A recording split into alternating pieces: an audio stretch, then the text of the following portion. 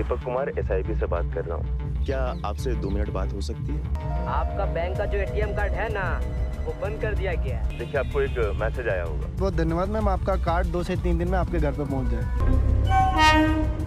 Number तो बता दे। मेरा नंबर किसे दिया आपको? हाँ ठीक है, आप नंबर नोट कीजिए। मोस्टली इंडिया में साइबर क्राइम्स बहुत तेजी से बढ़ रहे हैं। यहाँ तक कि 2023 के शुरुआती 3 महीनों में साइबर क्राइम की 16% तक ग्रोथ देखी गई है। तो हमारे दिमाग में सबसे पहले सवाल तो यही आता है कि आखिरकार ये साइबर क्राइम है क्या। आप सभी ने व्हाट्सएप तो यूज किया ही होगा, उसमें एक ऐसी लिंक भी देखी होगी जिसको दबाने पर आपको हजारों के इनाम मिलते हैं। कुछ लिंक तो आपको फ्री में आईफोन भी देने के लिए रेडी होते हैं। वहीं जिस आईफोन को पाने के लिए लोग अपनी सैलरी से लेके किडनी तक दांव पर लगा देते हैं, उसे आप फ्री में क्यों नहीं लेना चाहेंगे। But here is the twist, आप उस लिंक को क्लिक करते हैं और आपकी सारी इंफॉर्मेशन किसी अनजान व्यक्ति के पास चली जाती है। आम भाषा में बोलूं तो आपके साथ क्राइम हुआ है, लेकिन इस क्राइम को साइबर क्राइम का दर्जा दिया गया है। होता क्या है, जब आपकी इंफॉर्मेशन किसी दूसरे व्यक्ति के पास चली जाती है, तब आपका प्राइवेसी से लेके बैंक अकाउंट तक रिस्क में आ जाता है। जैसे कि मैं आपको एक एग्जांपल देता हूँ। आपने डोमिनोज के बारे में तो सुना ही होगा, जहां लोग अपने ऑर्डर को रिसीव करने के लिए स्टोर पर अपनी ईमेल आईडी और फोन नंबर को सेंड करते हैं। लेकिन हाल ही में 2021 के दौरान कुछ हैकर्स ने डोमिनोज के वेबसाइट को हैक कर लिया। इसी के साथ ही उन सभी का डेटा उन हैकर्स के पास चला गया जिन्होंने अपनी इंफॉर्मेशन को डोमिनोज के साथ शेयर किया था। अब हुआ कुछ ऐसा था कि उन हैकर्स ने उन सभी लोगों के डेटा को डार्क वेब पर बेचना शुरू कर दिया, और इसी को हम साइबर क्राइम कहते हैं। लेकिन क्या इंडिया भी इन साइबर क्राइम से बच पाया है? जिसका सीधा सा जवाब है ना, क्योंकि बढ़ते युग के साथ हमारी टेक्नोलॉजी भी ग्रो कर रही है और इन्हीं के साथ साइबर क्राइम के रेट्स भी।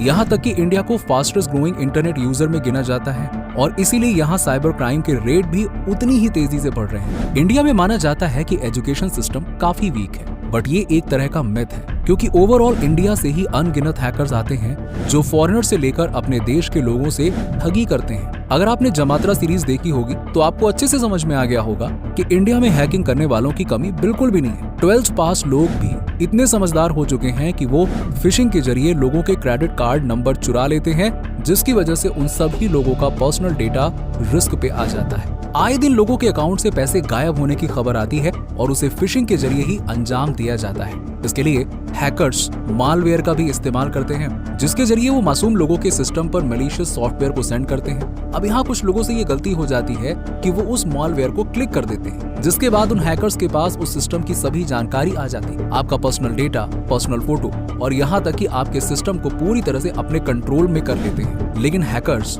इस इंफॉर्मेशन का मोस्टली यूज कहाँ करते हैं? अब सभी हैकर्स भी हमारी तरह ही इंसान होते हैं। जो जरूरतें हमारी हैं वो उनकी भी हैं, जो वांट हमारी है वो उनकी भी है। बस फर्क हमें ये है कि जहां हम उस नीड और वांट को पूरा करने के लिए अपने मनी का इस्तेमाल करते हैं, वहीं हैकर्स उन नीड्स को पूरा करने के लिए अपने नहीं बल्कि दूसरों के मनी का इस्तेमाल करते हैं। एक समय था जब इंडिया में बॉम्बे जैसे शहरों में गैंगस्टर का राज हुआ करता था। वो लोग समय समय पर लोगों से सिक्योरिटी मनी भी चार्ज करते थे, लोग मजबूरन उसे देते भी थे, और जो लोग उसके खिलाफ में जाते थे उनके परिवार को किडनैप कर लिया जाता था और तब भी पैसे ना मिलने पर उन्हें मार दिया जाता था। लेकिन इसे कोई साइबर क्राइम नहीं कहा जाता, क्योंकि यहाँ पे क्राइम को करने के लिए इंसान के फिजिकल बॉडी का इस्तेमाल किया गया है, और जिस जगह पर सिस्टम और इंटरनेट का इस्तेमाल करके क्राइम होता है उसे साइबर क्राइम कहा जाता है। वही साइबर क्राइम आज क्राइम को एक्सट्रीम लेवल पर ले जाते हैं, जहाँ कुछ हैकर्स दूसरे व्यक्ति के पर्सनल इंफॉर्मेशन को चुरा कर लोगों को ब्लैकमेल करना भी शुरू कर देते हैं। हैकर्स जहां पर पर्सन के पर्सनल फोटो के जरिए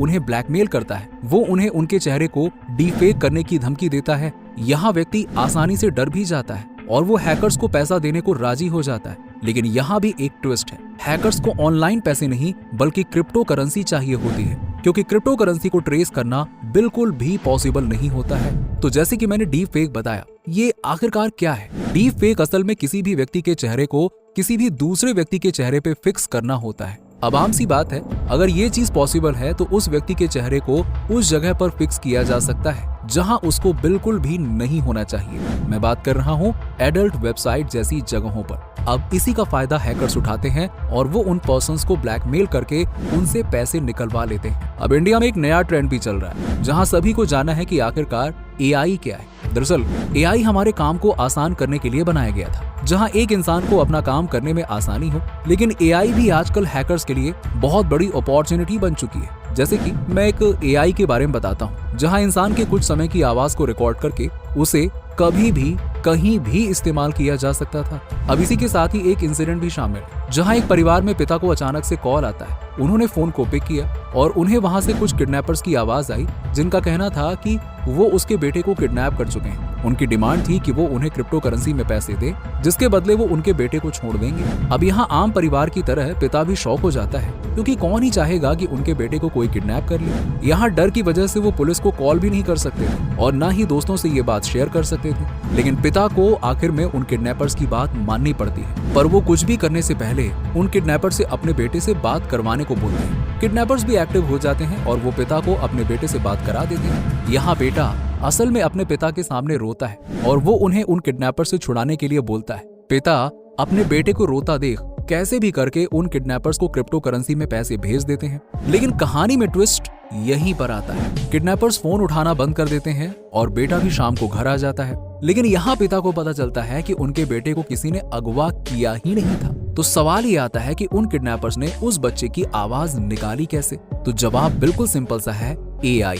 उन किडनैपर्स ने उस बच्चे की कहीं से आवाज की रिकॉर्डिंग कर ली और इसकी वजह से उनके लिए उस बच्चे की आवाज निकालना बिल्कुल आसान था और इसी के साथ ही इस हादसे को अंजाम देना भी। वहीं इस क्राइम को एक तरह का साइबर क्राइम माना जाता है, क्योंकि हैकर्स ने सब कुछ ऑनलाइन के थ्रू किया, विदाउट फिजिकल प्रेजेंस। इसीलिए बढ़ते टेक्नोलॉजी के साथ साइबर क्राइम भी बढ़ता जा रहा है और इंडिया तो इस चीज में बिल्कुल भी सेफ नहीं है, क्योंकि यहाँ के लोग साइबर क्राइम के बारे में ज्यादा नॉलेज नहीं रखते हैं और इसमें सबसे बड़ी गलती स्कूल एजुकेशन की होती है। उन्हें स्कूल के समय से ही बच्चों को साइबर क्राइम के बारे में सावधान करना शुरू कर देना चाहिए। अब अगर आपको लगता है कि साइबर क्राइम सिर्फ इंडिविजुअल को इफेक्ट करता है, तो आप बिल्कुल गलत हैं, क्योंकि कुछ हैकर्स ने इंडियन गवर्नमेंट वेबसाइट को भी हैक कर लिया था, जिसके चलते इंडिया की गवर्नमेंट को भी समझ में आ गया था कि उन्हें अपनी सिक्योरिटी को और सिक्योर कर देना चाहिए। इंटरनेट जब नया नया प्रचलित हुआ था, तब लोगों को हैकर्स की ज्यादा नॉलेज नहीं थी। यहाँ तक कि उस समय इंडियन वेबसाइट्स की सिक्योरिटी बिल्कुल वीक थी और इसी का फायदा पाकिस्तान के हैकर्स भी उठाने लगे और वो इंडियन सिविलियंस के डेटा को चुराने और सेल करने लगे। लेकिन इससे भी बुरे हालात पाकिस्तान के थे। आए दिन कोई न कोई हैकर उनके वेबसाइट को हैक कर लेता था, जिसमें मैक्सिमम हाथ इंडियन लोगों का ही था। ओवरऑल दोनों ही देशों को अपनी सिक्योरिटी को बढ़ाने की जरूरत थी, जिसमें वो काफी हद तक सफल भी हुए। लेकिन कुछ रेयर हैकर्स ऐसे भी होते हैं जो कैसे भी करके गवर्नमेंट को टक्कर दे ही देते हैं। यही वजह है जिससे टेररिज्म को बढ़ावा मिलता है और इन सब एक्टिविटी को रोकने के लिए गवर्नमेंट ने कुछ हैकर्स को हायर करने की भी शुरुआत कर दी थी, जिनका काम सिर्फ गवर्नमेंट के पर्सनल डेटा को लीक होने से रोकना था। अब इन हैकर्स को व्हाइट हैट हैकर्स कहा जाता है, जो देश के हित में हैकिंग करते हैं। और इसी तरह दो अलग टाइप भी होते हैं, जैसे कि ब्लैक हैट हैकर, जिनका काम लोगों के पर्सनल डेटा को चोरी करना होता है। साफ अक्षरों में कहूँ तो उनका काम बिल्कुल इलीगल होता है। वहीं दूसरा टाइप ग्रे व्हाइट हैकर का होता है, जहां हैकर इलीगल और लीगल दोनों ही काम करता है। तो दोस्तों, इंडिया में रिसेंट साइबर क्राइम ग्रोथ बहुत तेजी से बढ़ रहा है। अगर हम इसके खिलाफ में स्ट्रिक्ट कदम लेना स्टार्ट नहीं किया, तो जल्दी इंडिया की इकोनॉमी सिस्टम डिसबैलेंस हो जाएगी और इंडिया का सारा पैसा कब इंडिया से बाहर चला जाएगा वो हमें मालूम ही नहीं पड़ेगा। तो हम वीडियो के आखिर में आ चुके हैं, इसीलिए मैं जाने से पहले आपको बता दूं कि कैसे हैकिंग हमारे बिजनेस को इफेक्ट करती है। आपने कई बड़े बिजनेस को रन होते हुए देखा है और आम सी बात है कि उनके पास हमारा पर्सनल डेटा भी होगा। तो हैकर्स उन बिजनेस को बर्बाद करने के लिए उनके सिस्टम को हैक कर लेते हैं, जिससे लोगों का डेटा रिस्क पे आ जाता है और इसी के चलते लोगों का उस कंपनी से विश्वास उठ जाता है और जल्दी वो कंपनी बर्बाद होने के कगार पे आ जाती है। तो समय आ चुका है कि हमें साइबर क्राइम को रोकने के लिए कई सारी सावधानी का ध्यान रखें, जैसे कि किसी भी अननोन कॉल को अपनी पर्सनल डेटा शेयर ना करें, ना ही किसी अननोन लिंक को क्लिक करें और जितना हो सके उतना सेफली इंटरनेट का इस्तेमाल करें। अगर इंडिया को इन सभी चीजों से बचना है और अपने सिविलियन के डेटा को सेफ रखना है, तो उन्हें साइबर सिक्योरिटी की उतनी ही जरूरत पड़ेगी, क्योंकि सावधानी ही सबसे बड़ी पहल है। तो गाइस, आज के लिए इतना ही। जल्दी मिलते हैं एक नए वीडियो और इन्फॉर्मेशन के साथ। The end.